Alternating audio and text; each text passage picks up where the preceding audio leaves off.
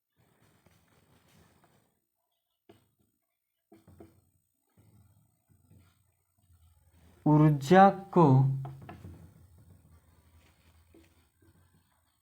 विद्युत ऊर्जा में रूपांतरित किया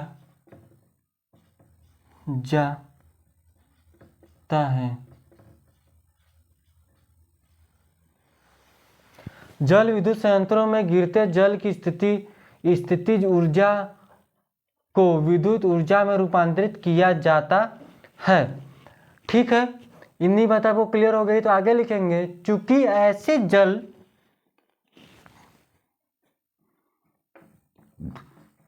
लिखेंगे चूंकि ऐसे जल प्रपातों की संख्या बहुत कम है। ऐसे जलप्रपातों की संख्या क्या बहुत कम है। ठीक है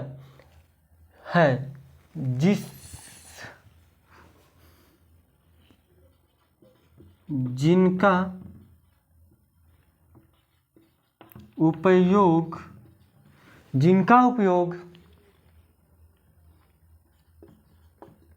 स्थितिज ऊर्जा को स्थितिज ऊर्जा के स्रोत स्थितिज ऊर्जा उपयोग स्थितिज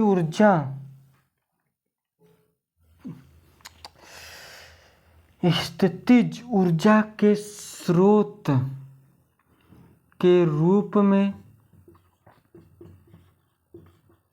किया जा सके। जैसे कि हमने बोला कि ऊपर कि जो जल विद्युत संयंत्र है में गिरने वाले जल की स्थिति ऊर्जा को विद्युत ऊर्जा में रूपांतरित किया जाता है, तो आगे क्या है कि चूंकि ऐसे जल प्रपातों की संख्या बहुत कम है जिनका उपयोग स्थिति ऊर्जा के ऊर्जा को स्रोत के रूप में प्रयोग किया जा सके। ठीक है, रूप में किया जा सके, जैसे कि स्थिति ऊर्जा को स्रोत के रूप में किया जा सके, ऐसे जल प्रपातों की संख्या कम है। ठीक है, तो आगे क्या लिखेंगे, यहाँ से बात करेंगे तो अतः जल विद्युत संयंत्रों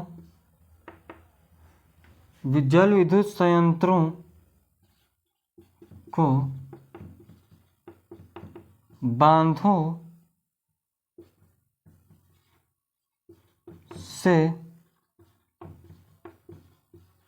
संबंध किया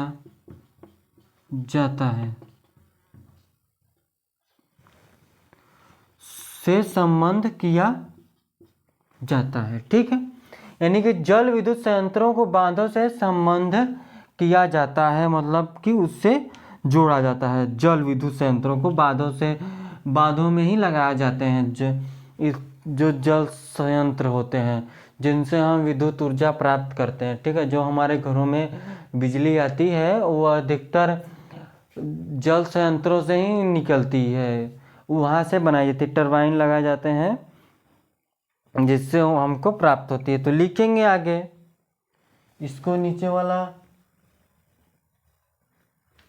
वाला अगर आप लिख चुके होंगे तो इसको हम इरेज करेंगे। ठीक है, उससे आगे लिखेंगे भारत में ऊर्जा की मांग का 25% पूर्ति जल विद्युत संयंत्रों से की जाती है। भारत में 25% विद्युत ऊर्जा का आपूर्ति जल संयंत्रों से ही होता है। ठीक है, तो आगे लिखेंगे हम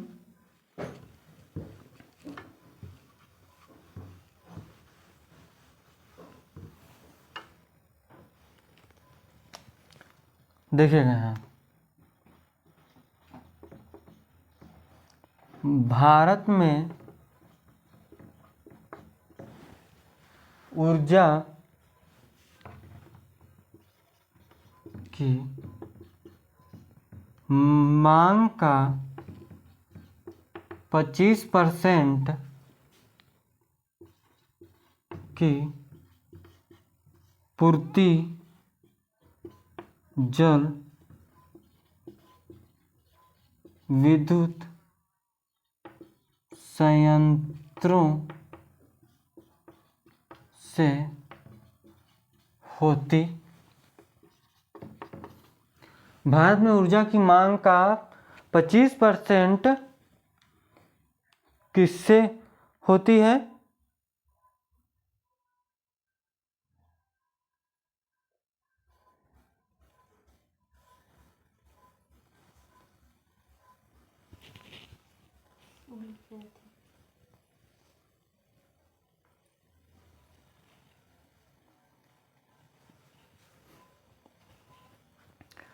क्या है कि लिखा है यहाँ पर, हमने क्या लिखा कि भारत में ऊर्जा की मांग का 25% की पूर्ति जल विद्युत संयंत्रों से ही होता है।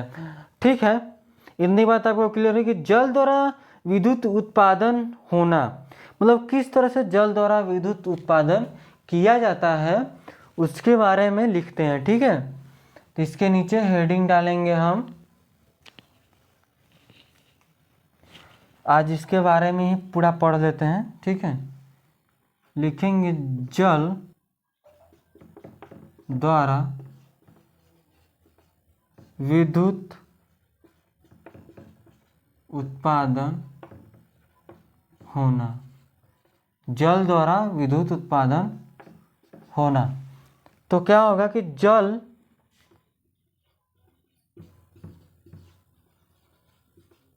विद्युत उत्पन्न करने के लिए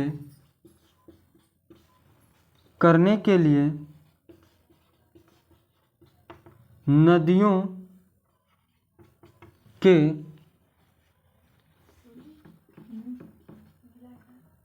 बहाव को रोककर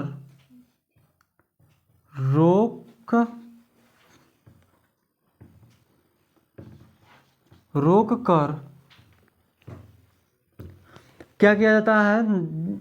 जल द्वारा विद्युत उत्पन्न कैसे किया जाता है कि जल विद्युत उत्पन्न करने के लिए नदियों के बहाव को रोककर उनमें क्या किया जाता है कि बांध लगाया जाता है। ठीक है, रोककर बड़े जलाशयों का निर्माण किया जाता है। लिखेंगे बड़े जलाशयों का या बड़े जलाशयों में जल संयंत्र, या फिर लिखेंगे जल एकत्र करने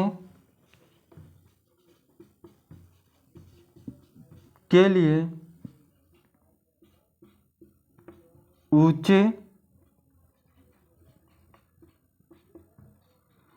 ऊंचे बांध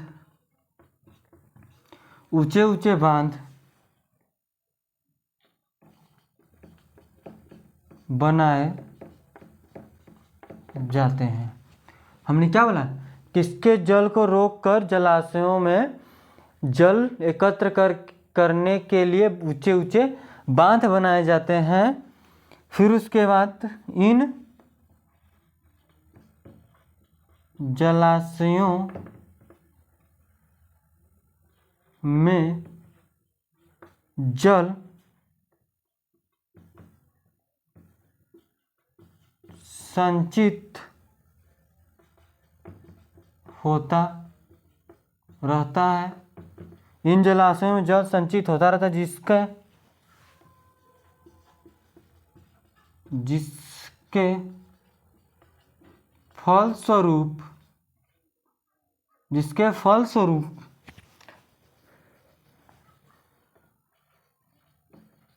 इनमें भरे जल का तल ऊंचा हो जाता है। ठीक है, हमने क्या लिया कि जल विद्युत उत्पन्न करने के लिए नदियों में क्या किया जाता है, नदियों के पानी को रोककर बड़े जलाशय बनाए जाते हैं। उनमें पानी को रोकने के लिए क्या किया था, बड़े ऊंचे ऊंचे बांध बनाए जाते हैं। फिर उसके बाद जल संचित होता रहता है। इसमें क्या होता है, जल संचित हो रहा है, जिसके फलस्वरूप इनमें भरे जल का तल ऊंचा हो जाता है। फिर उसके बाद क्या होता है कि बांध के ऊपरी भाग से लिखेंगे, यहाँ से आप यहाँ पर देखिएगा, बांध के ऊपरी भाग से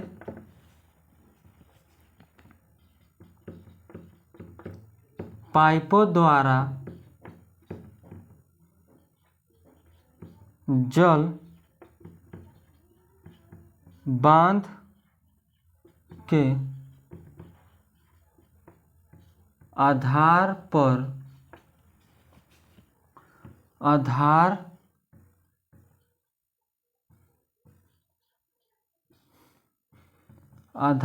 के पास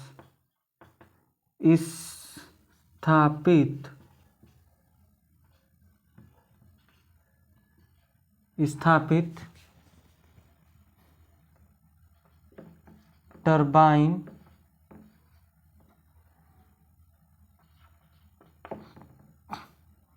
के ब्लेडों पर मुक्त रूप से गिरता है। जल बांध के आधार के पास स्थित टरबाइन के ब्लेडों पर मुक्त रूप से गिरता रहता है। ठीक है, गिरता रहता है। इसके फल स्वरूप क्या होता है, फलस्वरूप टरबाइन के ब्लेड घूर्णन गति करते हैं,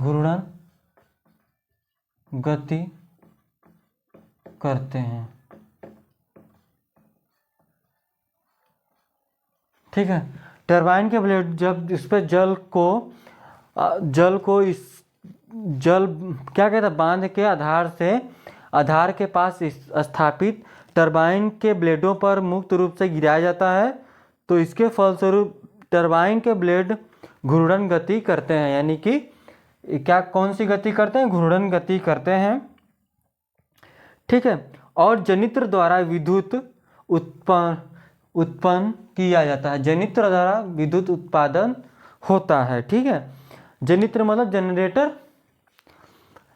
को चलाने के लिए क्या चाहिए, कोई ना कोई चीज चाहिए। तो टरबाइन लगा दिया जाता है, जो पानी ऊपर से गिरता रहता है और ये घूमता है, तो फिर उसको जनरेटर को ये चलाता है, तो वहां से विद्युत उत्पन्न होता है। तो क्या लिखेंगे उसके आगे, और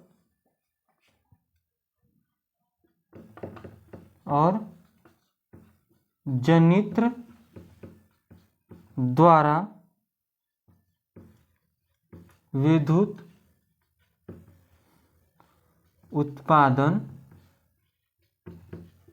होता है। अगर नीचे नहीं दिख रहा होगा तो जो हम बोले हैं वो लिख लीजिएगा। और जनित्र द्वारा विद्युत उत्पादन होता है। यहाँ से क्या है कि टरबाइन के ब्लेडों पर मुक्त रूप से गिरता है क्या, जल, तो फलस्वरूप टरबाइन के ब्लेड घूर्णन गति करते हैं और जनित्र द्वारा विद्युत उत्पन्न होता है। समझ में आई बात हमारी। तो किस तरह से जल द्वारा विद्युत उत्पन्न किया जाता है आपको समझ में आ गया होगा। नहीं समझ में आया तो आप एक बार फिर से देखिए क्या है कि जल विद्युत उत्पन्न करने के लिए जल विद्युत उत्पन्न करने के लिए देखिए नदियों के बहाव को रोककर बड़े जलाशयों में जल एकत्र करने के लिए ऊंचे ऊंचे बांध बनाए जाते हैं। इनके जलाशयों में जल संचित होता रहता है, जिसके फलस्वरूप इनमें भरे जल का तल ऊंचा हो जाता है और बांध के ऊपरी भाग से पाइपों द्वारा जल बांध के आधार के पास स्थित टरबाइनों के ब्लेडों पर मुक्त रूप से गिरता है, जिसके फलस्वरूप टरबाइन के ब्लेड घूर्णन गति करते हैं और जनित्र द्वारा विद्युत उत्पन्न किया जाता है। बात समझ में आई क्या जो हमने लिखा है? ठीक है, अगर समझ में आई होगी तो अच्छी बात है। ठीक है, एक बार अगर हम बात कर लेते हैं, अगर कुछ और इसमें छूट रहा होगा तो ठीक है। जल विद्युत संयंत्र में